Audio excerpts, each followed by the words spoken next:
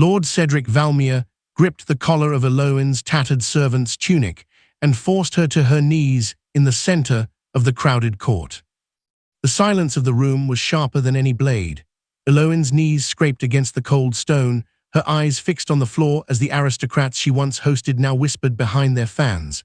If the judge signed the decree of insanity today, she wouldn't just lose her title. She would be stripped of her family's land and locked in a windowless cell for the rest of her life.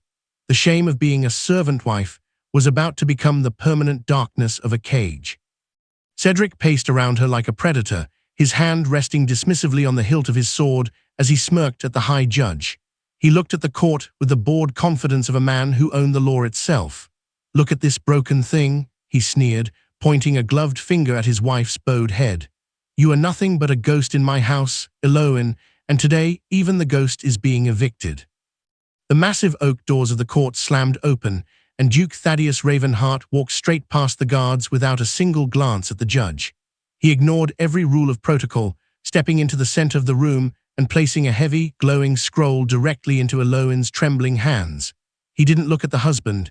He looked only at the woman in rags and said, "I have the king's seal, and I am here to claim my duchess."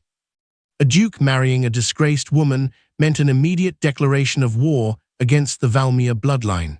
Thaddeus had saved her life, but he had just put a target on both their backs that could burn the entire kingdom to the ground. Was he rescuing her out of love, or was she simply the final piece in a much more dangerous game? The heavy oak doors of the Valmere banquet hall groaned as they settled back into their frames, the echo of the Duke's arrival still vibrating in the crystal goblets. Lord Cedric's smug grin didn't just fade. It curdled, his face turning a sickly shade of grey as he stared at the intruder. Duke Thaddeus Ravenhart stood like a pillar of cold iron, his shadow stretching across the floor until it touched the hem of Elowyn's tattered tunic. The court was a tomb.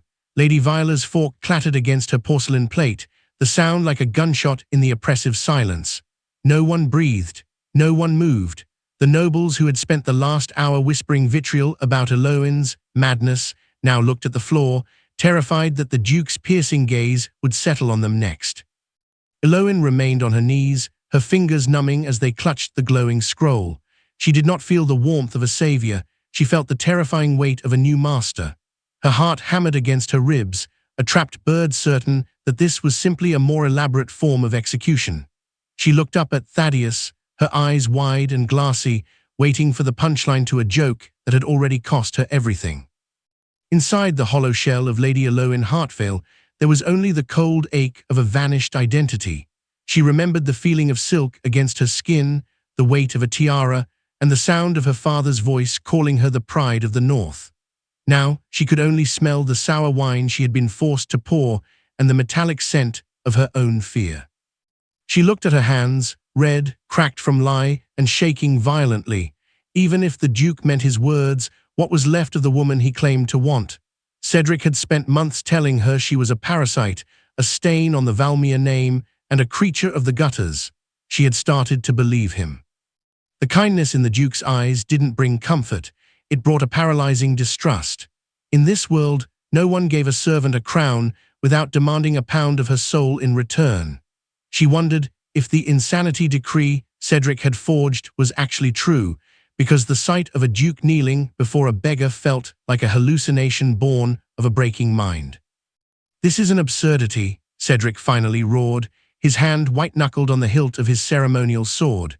He stepped down from the dais, his boots crunching on the spilled salt and wine that Elowyn had been forced to clean moments before. "This woman is my property, my wife, and a declared lunatic under the laws of this province." Thaddeus didn't even turn his head to acknowledge Cedric's outburst.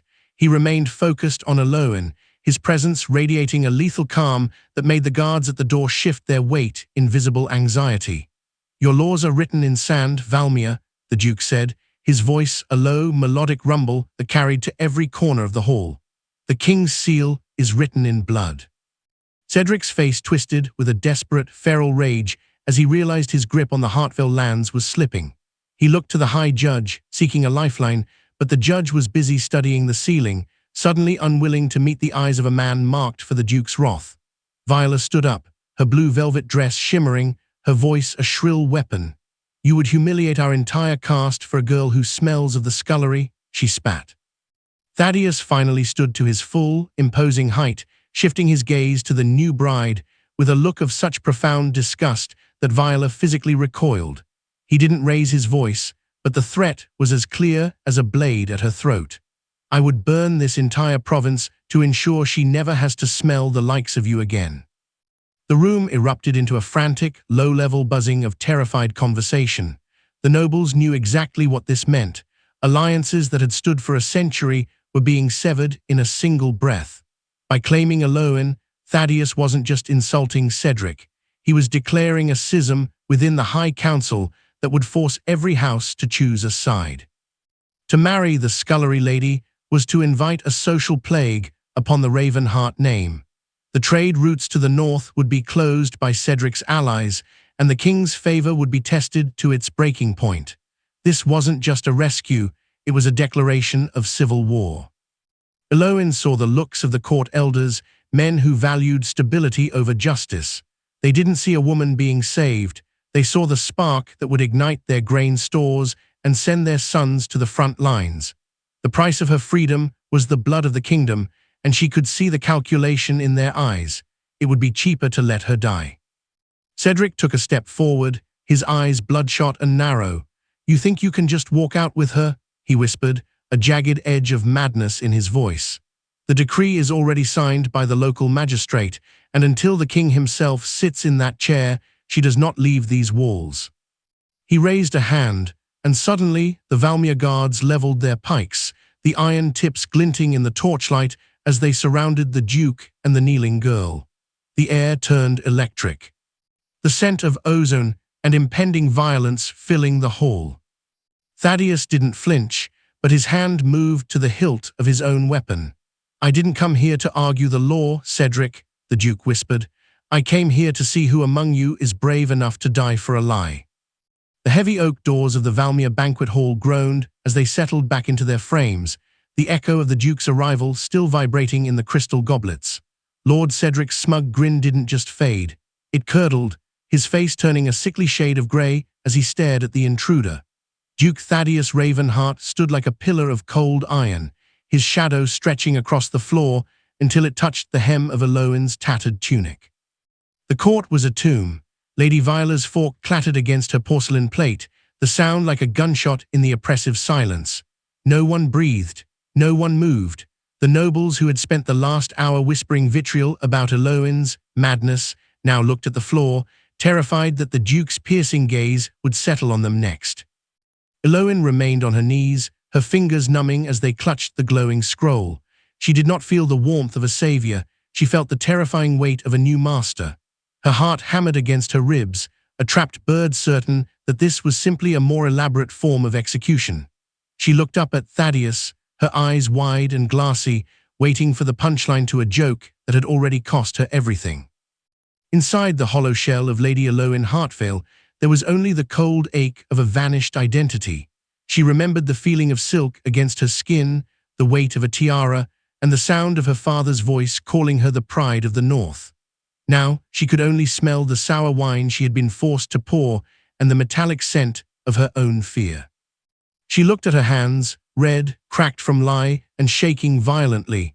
Even if the Duke meant his words, what was left of the woman he claimed to want? Cedric had spent months telling her she was a parasite, a stain on the Valmere name, and a creature of the gutters. She had started to believe him. The kindness in the Duke's eyes didn't bring comfort. It brought a paralyzing distrust. In this world, no one gave a servant a crown without demanding a pound of her soul in return. She wondered if the insanity decree Cedric had forged was actually true, because the sight of a duke kneeling before a beggar felt like a hallucination born of a breaking mind. "This is an absurdity," Cedric finally roared, his hand white-knuckled on the hilt of his ceremonial sword. He stepped down from the dais, his boots crunching on the spilled salt and wine that Elowyn had been forced to clean moments before. "This woman is my property, my wife, and a declared lunatic under the laws of this province."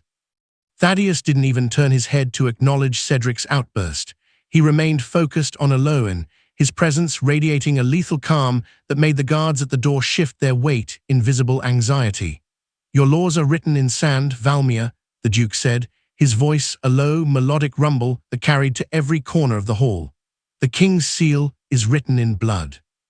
Cedric's face twisted with a desperate, feral rage as he realized his grip on the Hartville lands was slipping. He looked to the High Judge, seeking a lifeline, but the judge was busy studying the ceiling, suddenly unwilling to meet the eyes of a man marked for the Duke's wrath. Viola stood up, her blue velvet dress shimmering, her voice a shrill weapon. "You would humiliate our entire caste for a girl who smells of the scullery?" she spat. Thaddeus finally stood to his full, imposing height, shifting his gaze to the new bride with a look of such profound disgust that Viola physically recoiled. He didn't raise his voice, but the threat was as clear as a blade at her throat. "I would burn this entire province to ensure she never has to smell the likes of you again." The room erupted into a frantic, low-level buzzing of terrified conversation. The nobles knew exactly what this meant. Alliances that had stood for a century were being severed in a single breath. By claiming Elowyn, Thaddeus wasn't just insulting Cedric. He was declaring a schism within the High Council that would force every house to choose a side. To marry the scullery lady was to invite a social plague upon the Ravenhart name. The trade routes to the north would be closed by Cedric's allies, and the king's favor would be tested to its breaking point. This wasn't just a rescue, it was a declaration of civil war. Elowyn saw the looks of the court elders, men who valued stability over justice. They didn't see a woman being saved.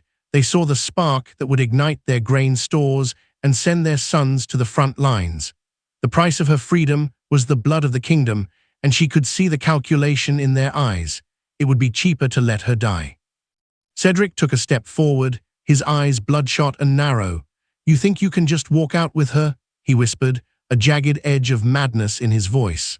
"The decree is already signed by the local magistrate, and until the king himself sits in that chair, she does not leave these walls." He raised a hand, and suddenly the Valmere guards leveled their pikes, the iron tips glinting in the torchlight as they surrounded the Duke and the kneeling girl. The air turned electric, the scent of ozone and impending violence filling the hall. Thaddeus didn't flinch, but his hand moved to the hilt of his own weapon. "I didn't come here to argue the law, Cedric," the Duke whispered. "I came here to see who among you is brave enough to die for a lie." Viola, sensing the Duke's focus was solely on the legal scroll, lunged forward toward Elowyn. She grabbed Elowyn's thin, scarred hand with a grip like a vice, her painted nails digging into the skin. "If she is to leave, she leaves with nothing," Viola hissed, her eyes fixated on the silver band still clinging to Elowyn's ring finger.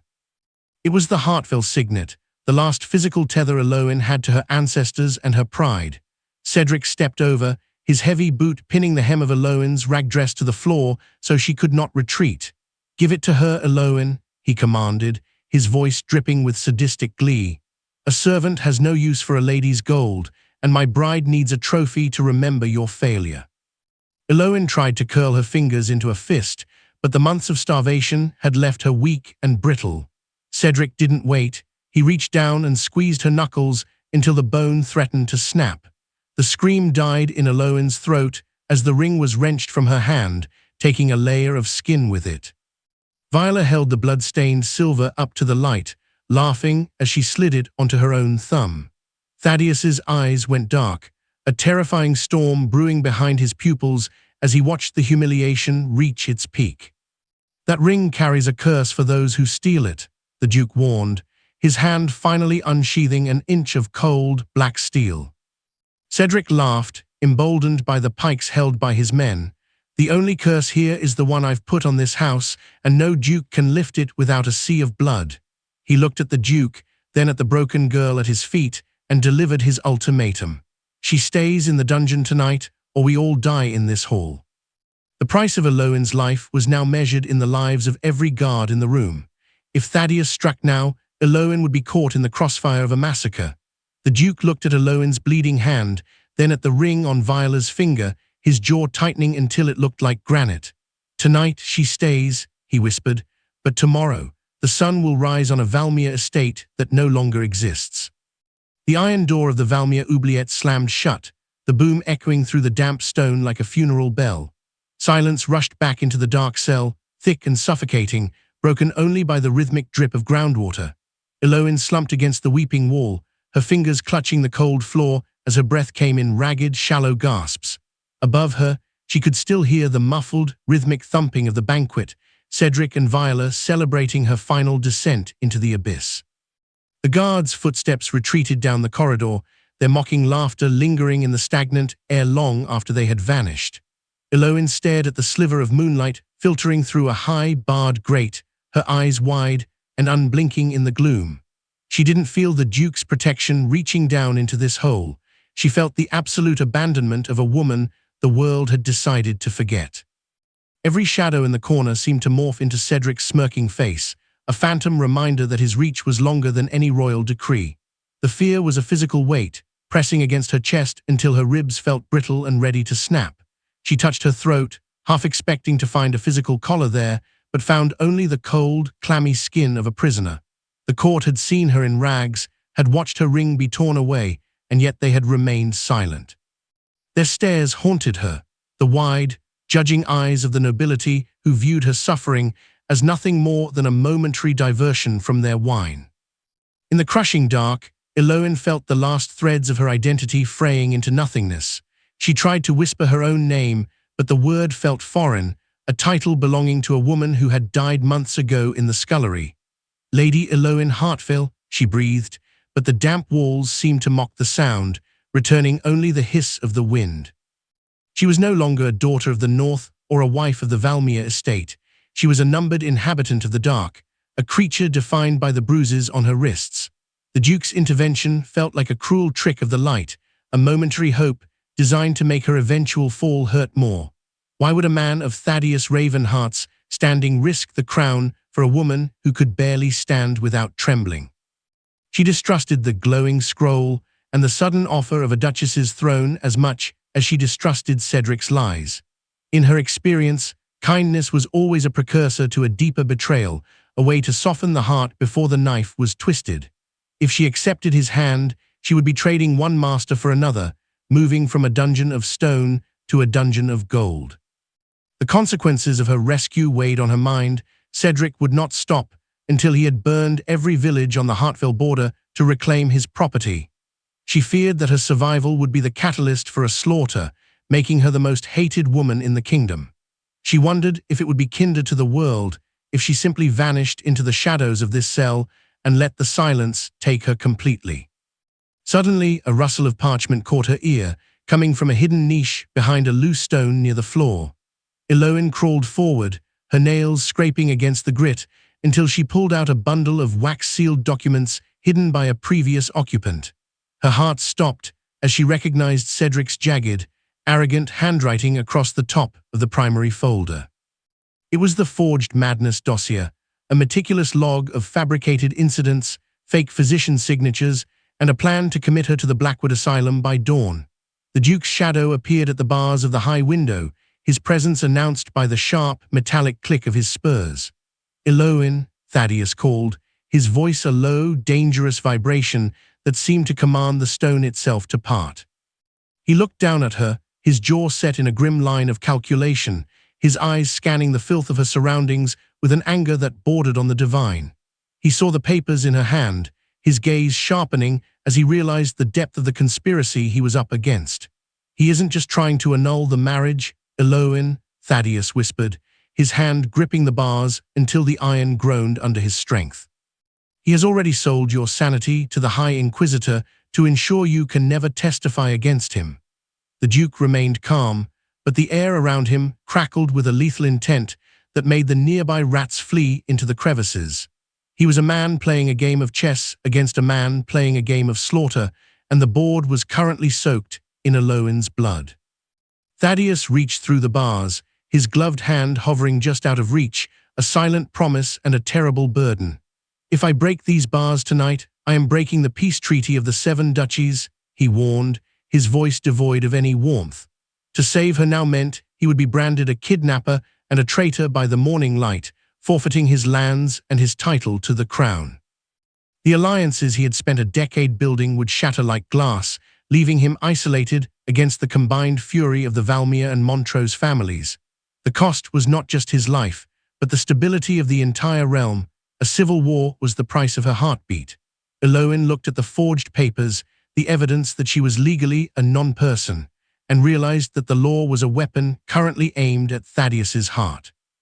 If he took her, he would be marrying a ghost, a woman with no legal standing, effectively committing political suicide before the entire court. The punishment for such a transgression was not exile, but the block, and Cedric was already sharpening the axe. A heavy set of keys jangled in the corridor, followed by the heavy, rhythmic thud of the High Inquisitor's staff. "The carriage for Blackwood is here," a cold, mechanical voice announced from behind the iron door. Cedric's face appeared in the small viewing slit, his eyes alight with a triumphant, jagged madness. "The Duke can watch from the window if he likes," Cedric sneered, "but by the time the sun hits the spire, you will be a nameless patient in a room with no doors." Thaddeus looked at Elowyn, his hand moving to the hilt of his sword, but the sound of 20 crossbows cocking in the hallway stopped him cold.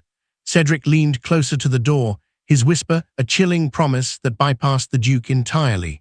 "If he moves a finger, Elowyn, the first bolt goes through your throat, and the second goes through his."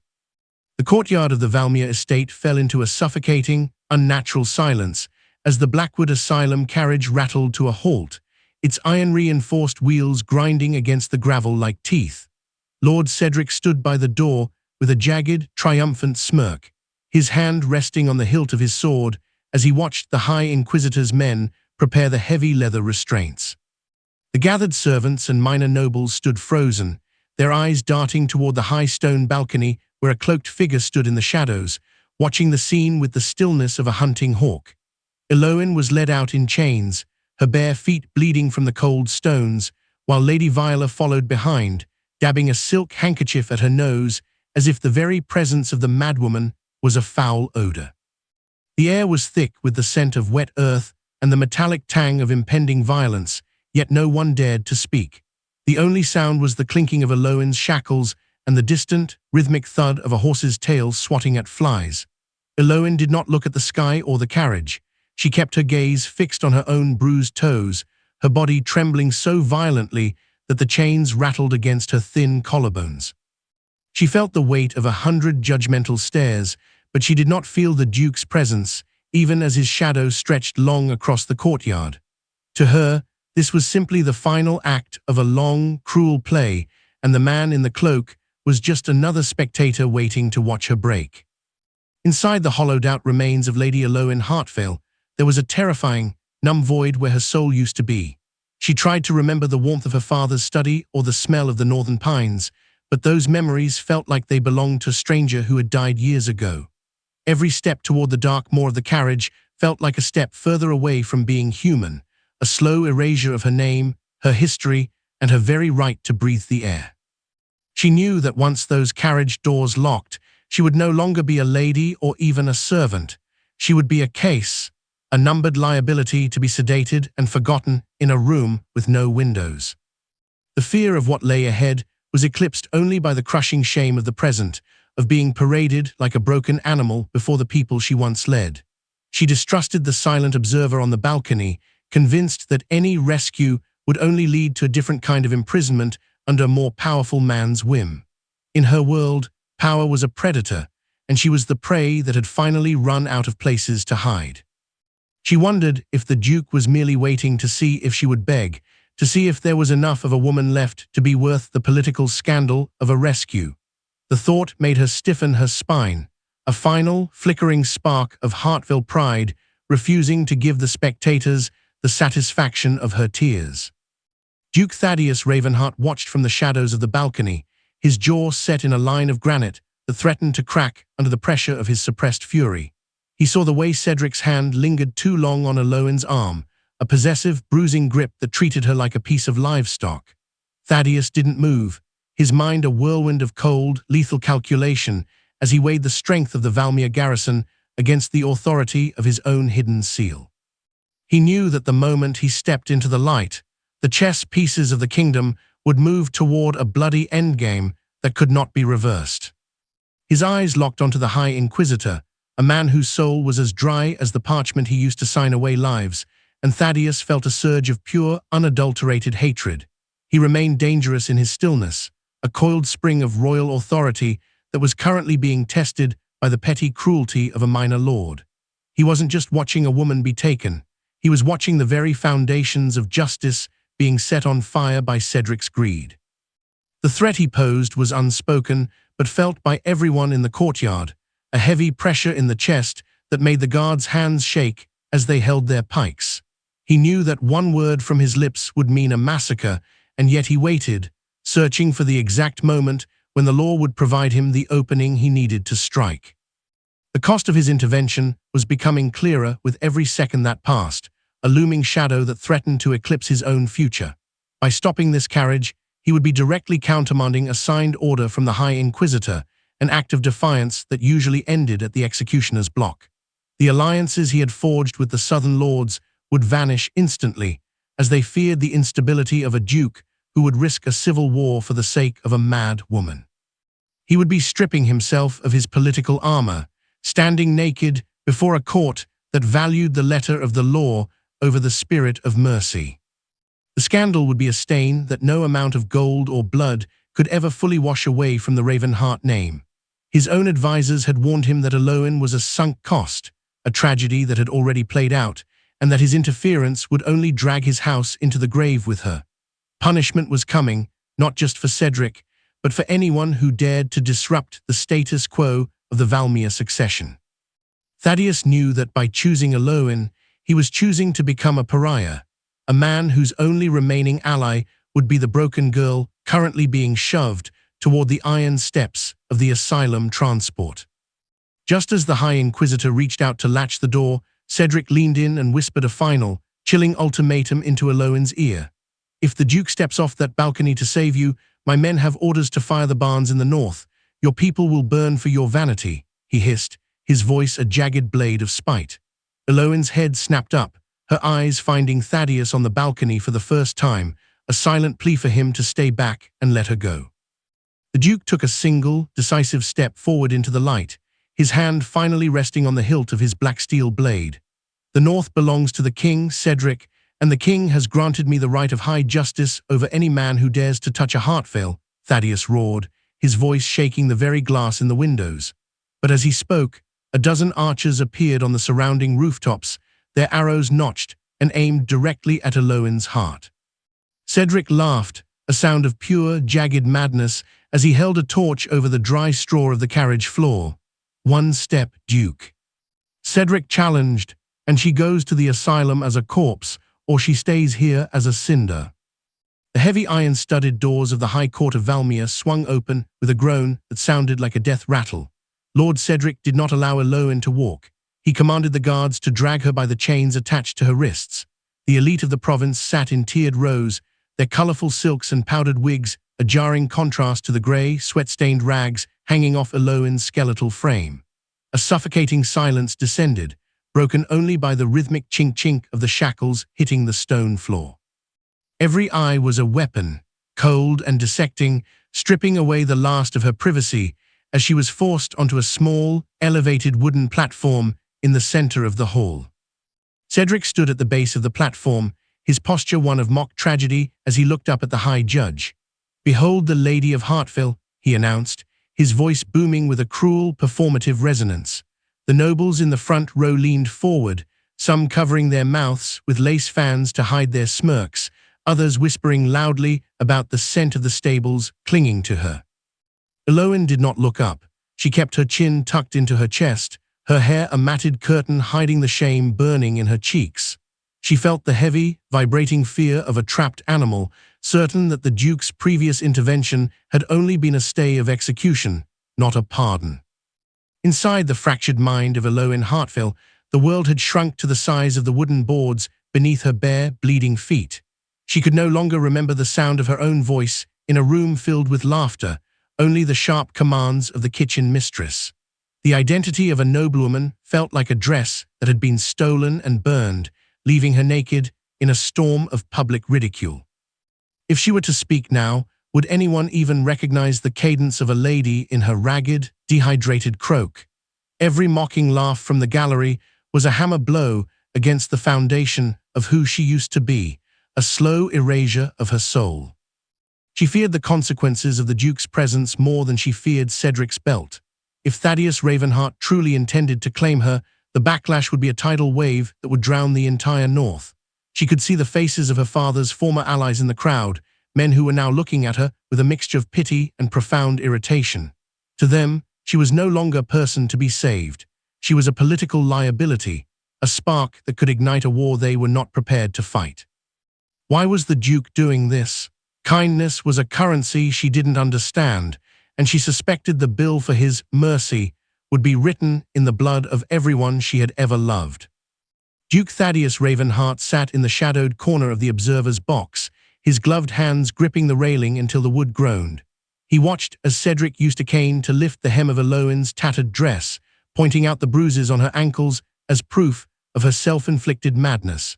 The Duke's calculation was cold and precise, his mind running through the legal precedents for stripping a man of his marital rights. He saw the way the High Judge nodded at Cedric's fabricated evidence, a clear sign that the local law had already been bought and paid for.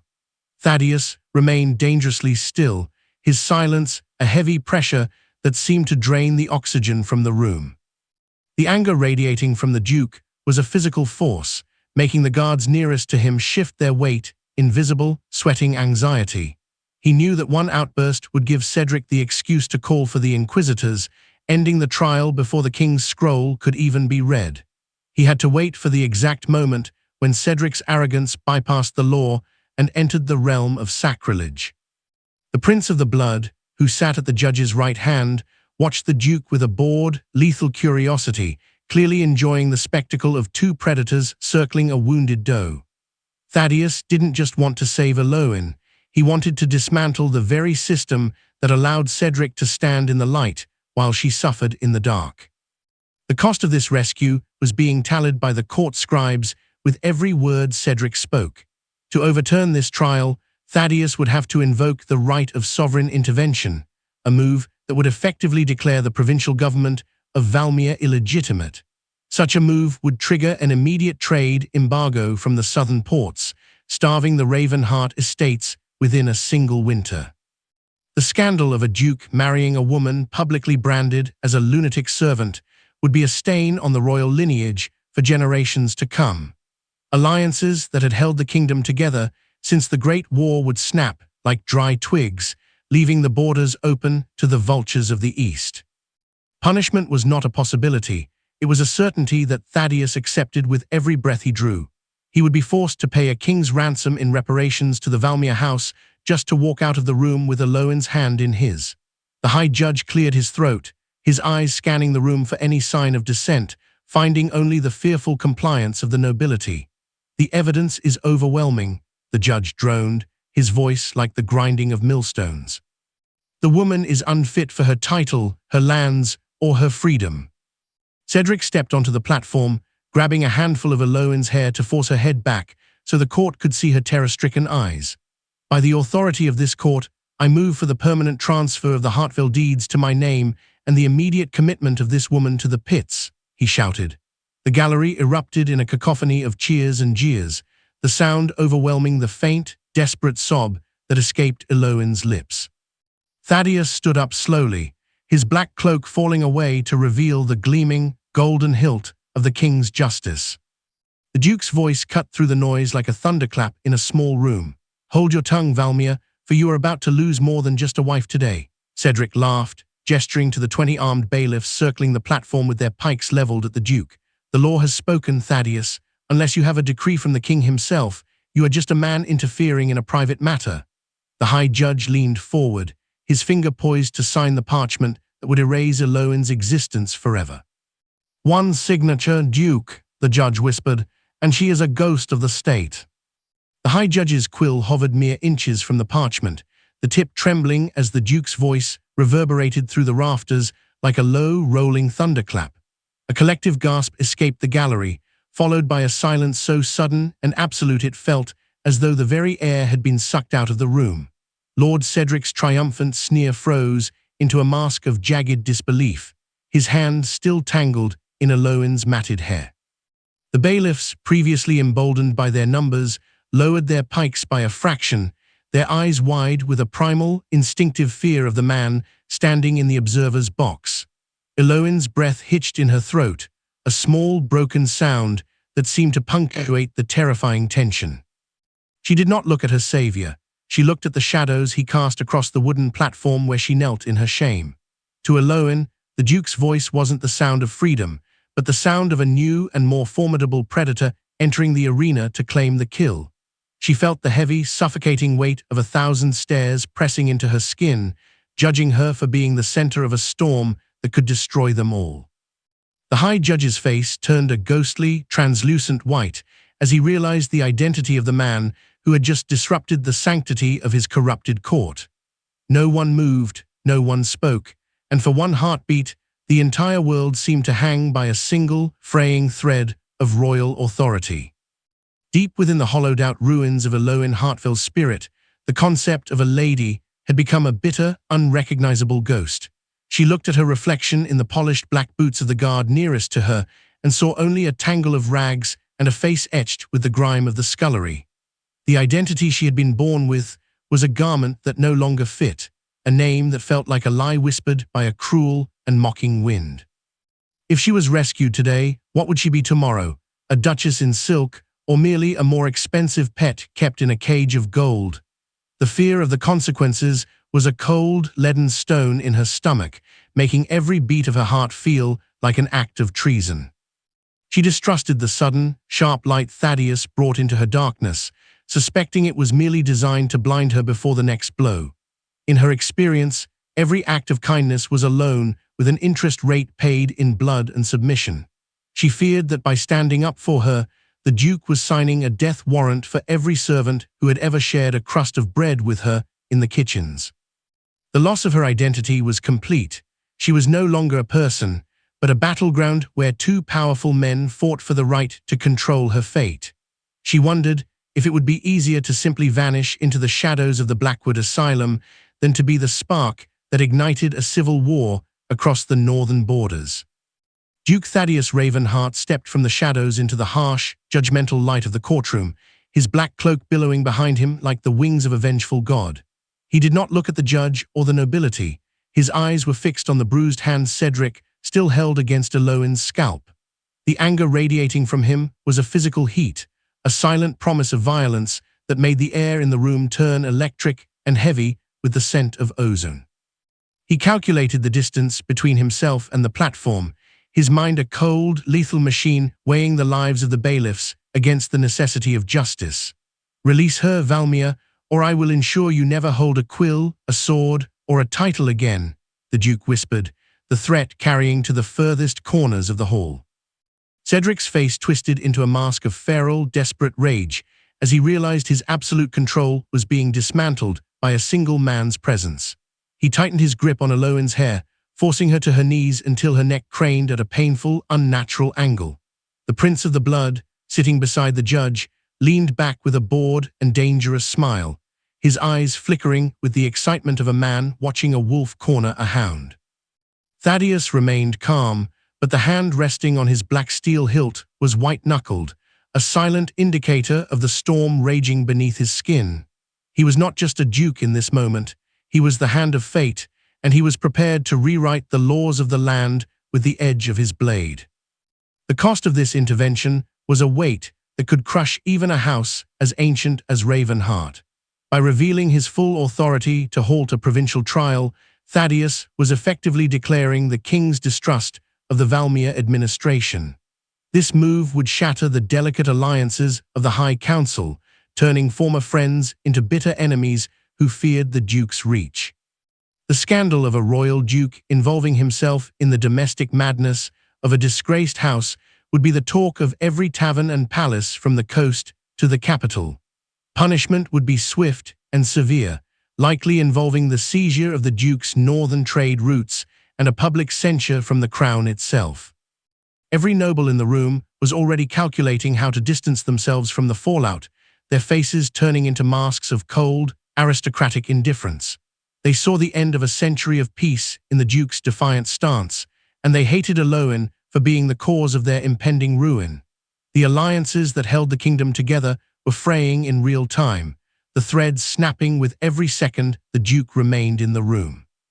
To choose Elowyn was to choose a path of exile and internal war, a sacrifice of honor for the sake of a woman the law had already discarded. The high cost was written in the fearful eyes of the scribes and the hushed, terrified whispers of the gallery.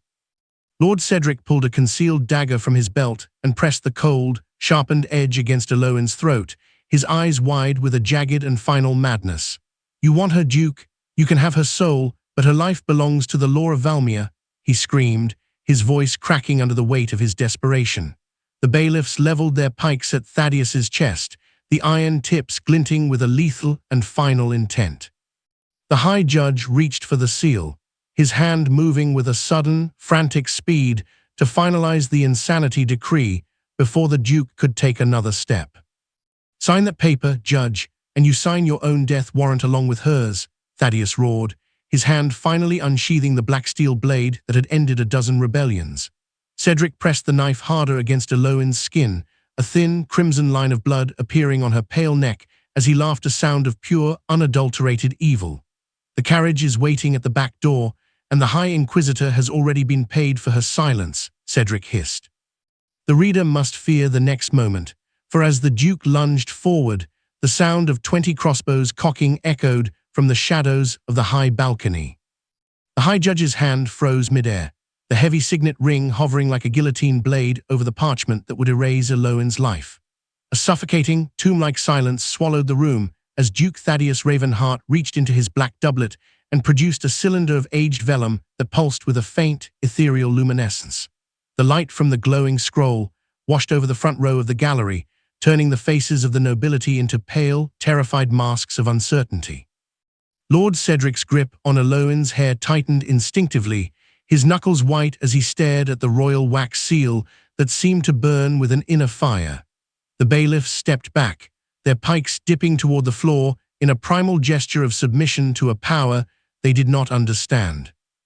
Elowyn remained on her knees, the cold stone biting into her skin, but she did not feel the warmth of the Duke's light. To her, the glowing document was just another weapon in a world that only knew how to strike, a piece of paper that would likely cost more than her life was worth. The stares of the court had shifted from mockery to a jagged, frantic fear, yet none of them looked at her as a human being. She was merely the prize in a lethal game of high-stakes politics. The High Judge's eyes darted between Cedric and the Duke, his mouth hanging open in a silent, undignified gasp that mirrored the terror of every corrupt official in the hall. The air in the courtroom turned heavy and electric, the scent of ozone and ancient magic filling the lungs of everyone present until they feared to breathe. Inside the fractured, shadowed mind of Elowyn Hartfield, the concept of justice felt like a cruel joke told by a hangman. She looked at the glowing vellum and saw only the potential for a more beautiful cage, a different set of walls to replace the damp stone of the Valmere scullery. Her identity had been ground into the dirt for so long that she struggled to remember the woman who once signed her name with pride. If the scroll proved she was sane, would it also prove she was still a person, or would she simply become a ward of the Ravenhart estate, a trophy to be displayed at a different kind of table?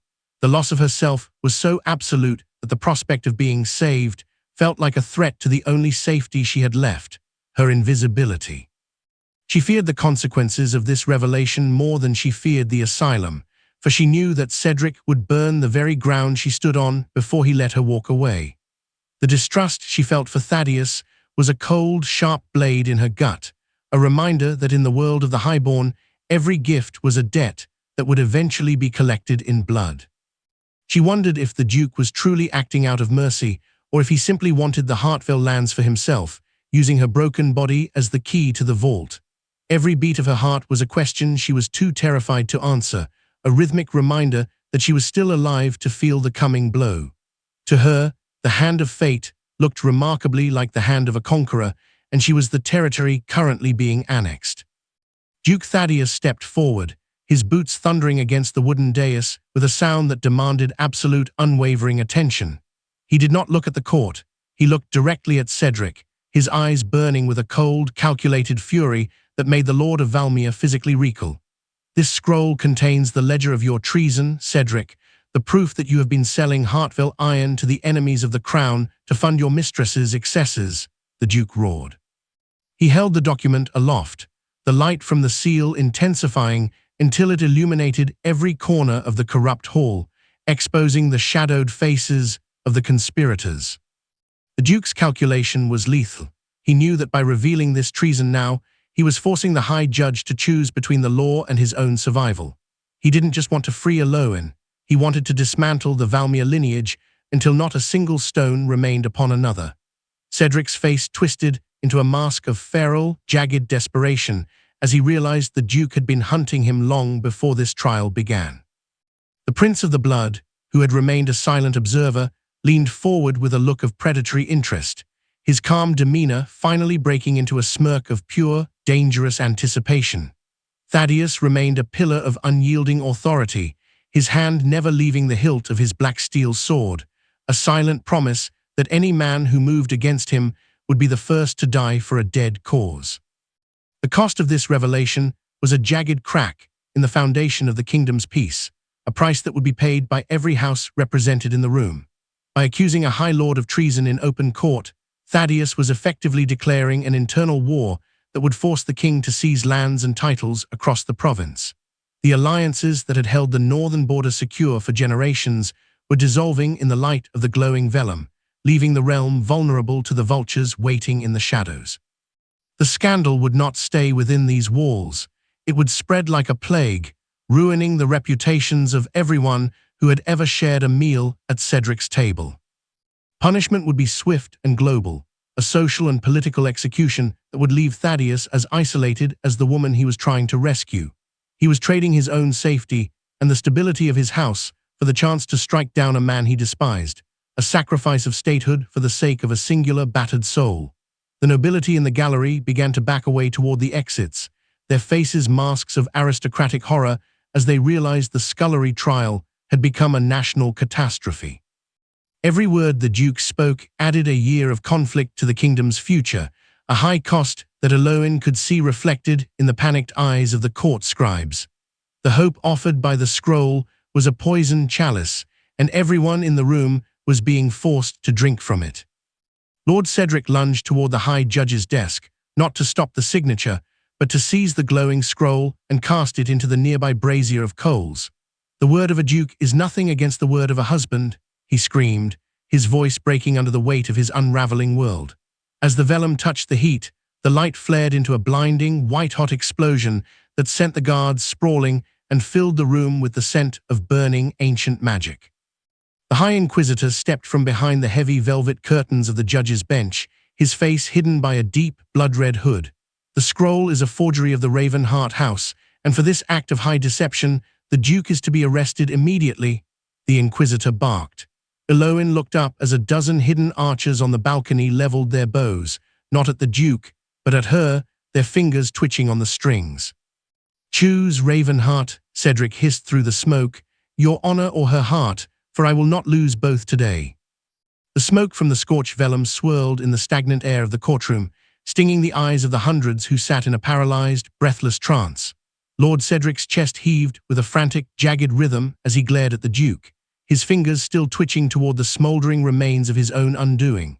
Every minor noble and court hanger-on leaned forward, their faces pale under the flickering torchlight, terrified that the next breath would be the signal for a massacre. The High Inquisitor remained a blood-red shadow behind the bench, his staff vibrating with a low, ominous hum that signaled the arrival of the king's guard. Elowyn felt the vibrations through the stone floor, but she did not move, her body anchored by the weight of a shame that no fire could ever fully consume. She was the center of a storm that had just leveled the highest court in Valmere, yet she felt like a ghost watching her own funeral. The silence was a physical entity, heavy and suffocating, broken only by the crackle of the embers in the nearby brazier. Cedric's guards held their pikes with white-knuckled intensity, their eyes darting toward Thaddeus, waiting for the order to strike. No one in the gallery dared to whisper, for the air itself felt like glass that would shatter at the slightest vibration of a human voice. The High Judge's quill lay forgotten on the floor, a useless tool in a room where the law had been replaced by the raw, naked power of the Ravenhart line. Elowyn closed her eyes, waiting for the cold iron of the shackles to return, for she could not imagine a world where the light of the glowing scroll didn't end in her total destruction. She remained on her knees, a broken silhouette against the grandeur of the court, feeling the stares of the judgmental nobility like needles against her skin. Deep within the hollowed ruins of Elowyn's mind, the concept of being a duchess felt like a cruel and elaborate hallucination. She looked at her hands, the nails caked with the grime of the kitchens and the skin torn by the theft of her signet ring. How could a woman who had spent months scouring grease from iron pots ever sit at the right hand of a man who commanded the king's armies? The loss of her identity was so complete that she feared her own reflection, seeing only the servant wife that Cedric had spent every waking hour crafting. If she accepted the Duke's proposal, she would be stepping into a role she no longer knew how to play, a masquerade that would surely end in her exposure and a more painful exile. The fear of the consequences was a cold, sharp blade in her gut, a reminder that the higher she was lifted, the further she would have to fall when the Duke eventually tired of his charity. She distrusted the sudden, blinding hope Thaddeus offered, suspecting that his kindness was merely a tactical maneuver in his war against the Valmere house. In her world, no man risked his life and his reputation for a woman in rags unless he expected a return on his investment that she was not prepared to pay. She wondered if the proposal of war was simply a way to legally seize the Hartville iron mines under the guise of a rescue. The consequences of her survival would be written in the blood of the commoners who lived on the border, people who would be slaughtered in the opening salvos of the civil war her marriage would trigger. She felt a profound sense of guilt, a heavy and crushing weight, for being the catalyst of a conflict that would tear the kingdom asunder. To her, the Duke's hand was not a lifeline, but a golden chain that would bind her to a destiny of perpetual conflict and public scrutiny. Duke Thaddeus Ravenhart ignored the High Inquisitor's guards, his gaze remaining locked on Elowyn's trembling form with an intensity that seemed to drain the color from Lord Cedric's face. He stepped onto the wooden platform, his presence radiating an anger so cold and precise that it silenced the protests of the bailiffs without a single word being spoken. He did not ask the High Judge for permission. He simply knelt in the dust of the floor, his black silk cloak spreading out like a dark sea around the woman in rags. "Lady Elowyn Hartville, I do not offer you a decree or a pardon," the Duke said, his voice a low, resonant bell that commanded the absolute attention of every soul in the room. He reached out and took her scarred, bleeding hand in his, a gesture of such profound and improper intimacy that several noblewomen in the gallery gasped and looked away. The Duke's calculation was as lethal as it was romantic, for he knew that by proposing in open court, he was stripping Cedric of his legal standing over Elowyn's body and soul. He was not just a savior in this moment. He was a revolutionary, a man who was prepared to burn the social order of the kingdom to ensure she never knelt again. The Prince of the Blood watched with a look of predatory fascination, his fingers tapping a rhythmic, dangerous beat on the arm of his chair. Thaddeus remained calm, but the hand not holding Elowyn's was gripped tightly on the hilt of his black steel sword, a silent threat to any man brave enough to interrupt a royal betrothal. He saw the calculation in the High Judge's eyes, the realization that the Duke was forcing the court to choose between a disgraced lord and a future queen. The cost of this proposal was a scandal that would echo through the history books of the realm for 1,000 years. By elevating a mad servant to the rank of Duchess, Thaddeus was effectively declaring war on the entire class structure of the High Council. The alliances he had cultivated for a decade would vanish by morning, as every noble family in the province would see this marriage as an insult to their own daughters. The trade routes would be blocked, the ports would be closed, and the king would be forced to demand a public apology that Thaddeus would never give. The punishment for such a transgression would be a lifetime of social ostracization and the constant, lurking threat of an assassin's blade in the dark. Every noble in the hall was already mentally drafting their letters of protest, their faces turning into masks of cold, aristocratic fury as they realized the scullery trial had become a royal catastrophe. They saw the end of their comfortable, stagnant peace in the Duke's defiant kneel, and they hated Elowyn for being the object of such a costly devotion. The kingdom would be split down the middle, with the northern lords rallying to Thaddeus and the southern houses siding with the spurned and vengeful Cedric. The price of her freedom was a decade of fire and steel, a high cost that was written in the panicked eyes of the court scribes and the hushed, terrified whispers of the nobility. Hope had arrived, but it was wrapped in a shroud of impending war, and everyone in the room could feel the heat of the coming flames. Lord Cedric lunged forward, his face twisted into a mask of pure, unadulterated madness as he reached for the Duke's exposed throat. "She is a servant, she is mine to break," he screamed, his voice cracking with the strain of his unraveling world. The High Inquisitor raised his staff, the low hum turning into a piercing, metallic shriek that made the windows of the court vibrate in their frames. A dozen hidden crossbowmen on the balcony leveled their weapons, the iron bolts aimed directly at the Duke's head, their fingers twitching on the triggers. "One word from me, and the Duke dies in the dirt with his beggar bride," Cedric hissed, his eyes wide and bloodshot as he looked at the High Judge. The judge looked at the seal, then at the Duke, his hand shaking so violently he could barely hold the official wax. Elowyn looked up, her eyes finally meeting Thaddeus, and saw a reflection of a woman she didn't recognize, a woman worth dying for. The reader must fear the next moment, for as the High Inquisitor's staff began to glow with a sickly, necrotic light, the heavy doors of the court were hammered from the outside by the heavy, rhythmic thud of a battering ram. The thud of the battering ram against the courtroom doors sent a physical shockwave through the stone floor, but the silence inside remained absolute as Duke Thaddeus stayed on one knee.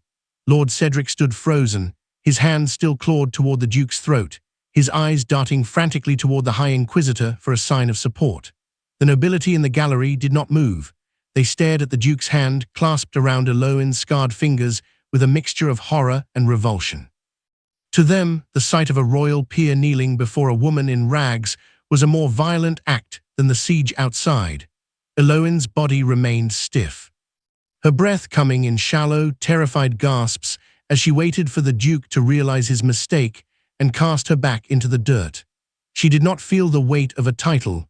She felt the crushing gravity of 1,000 eyes wishing for her total erasure from the world. The High Inquisitor's staff flickered with a dying, necrotic light, the magic sputtering as the authority of the room shifted toward the man on the floor.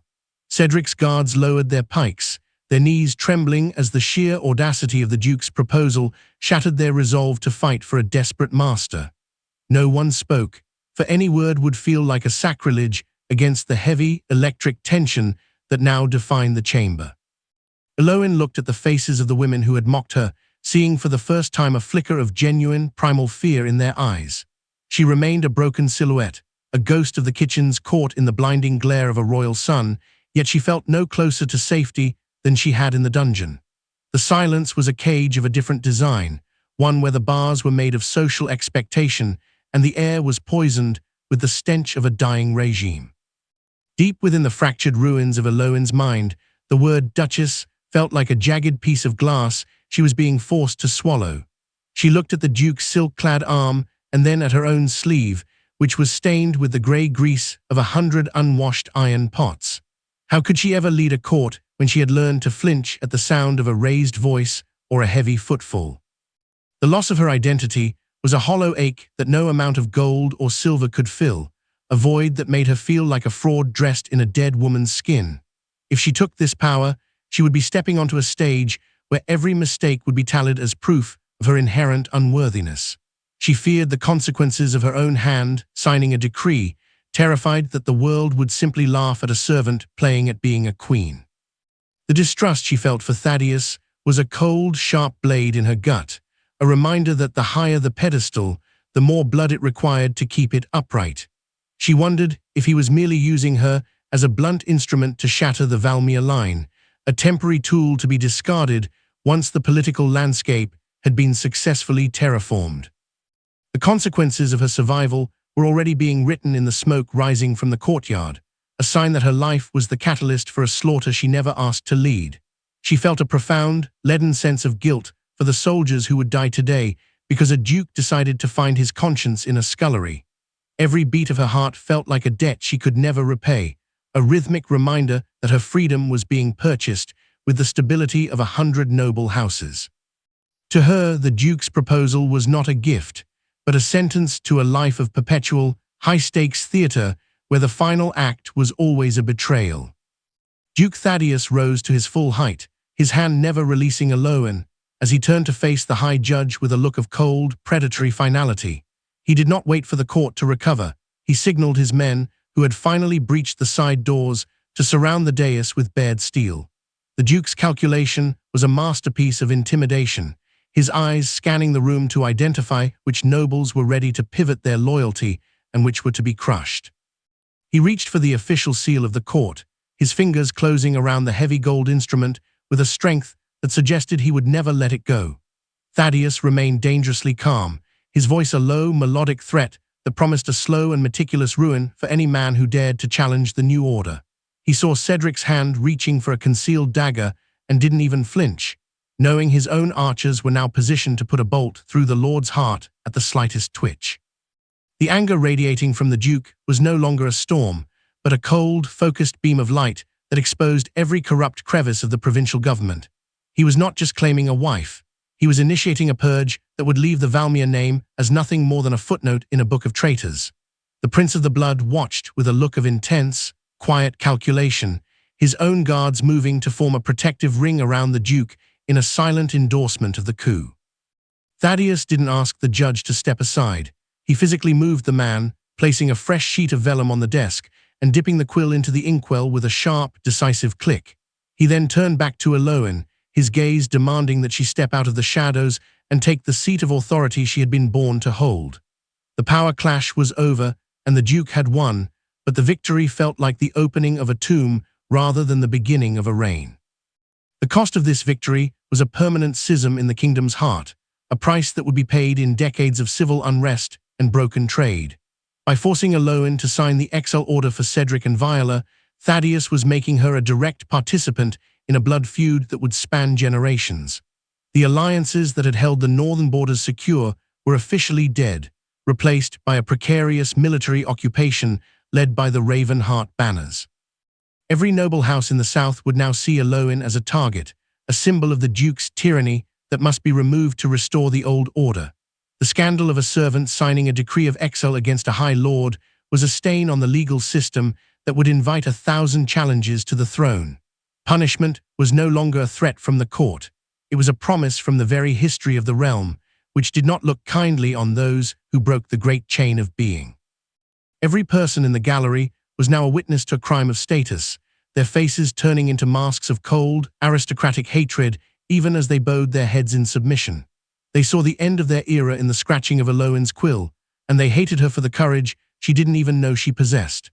The kingdom would be a landscape of fire and shadow for the foreseeable future, a high cost that was written in the blood of the guards currently being disarmed in the hallways. Hope had arrived with a crown of thorns, and the cost of wearing it was the total loss of the peace she had once known as a simple child of the north.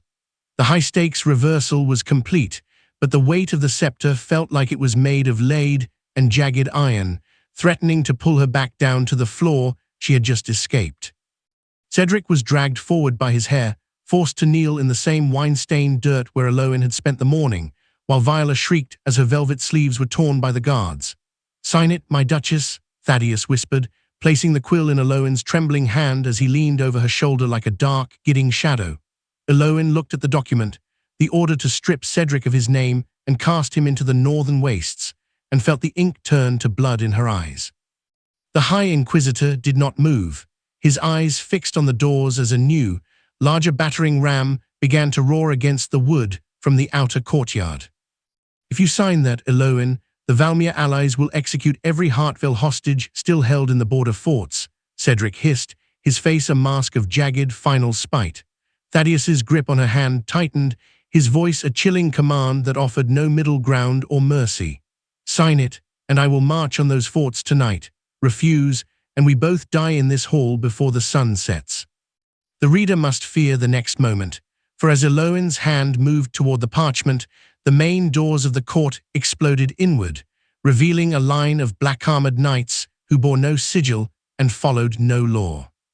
If you felt the chill of justice as Lady Elowyn finally held the quill of power over her oppressors, give this story a thumbs up. This tale is a powerful reminder that while cruelty may sit at the head of the table for a season, true nobility cannot be stripped away by rags or service.